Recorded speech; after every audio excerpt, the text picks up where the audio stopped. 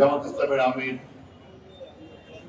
Doctor Shafiq সাহেব, ওনাকেও দেখলাম নিউ ইয়র্কে একটি সভায়, উনিও ক্ষমা চেয়েছেন। তবে উনি ক্ষমা চেয়েছেন 47 সাল থেকে 71 সালের ভূমিকায় যদি কোনো মানুষ, বাংলাদেশের মানুষ কষ্ট পেয়ে থাকেন তাহলে উনি ক্ষমা চেয়েছেন। আমরা বলবো জামাত ইসলামকে 71 সালের জন্য ক্ষমা চাইতে হবে, স্পেসিফিক করতে হবে। 47 সালের জন্য ক্ষমা চাইতে হলে পাকিস্তানে গিয়ে ক্ষমা চান।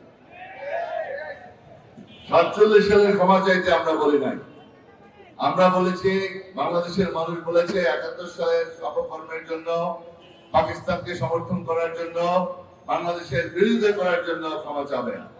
সেটা একবারে সুস্পষ্ট করতে হবে, শুধুমাত্র 71 সালের জন্য।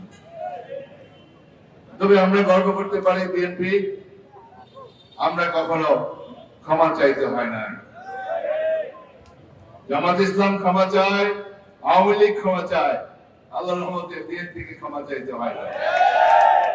আমরা গর্ববোধ করতে পারি বিএনপি ক্ষমা চাওয়ার দল নয়।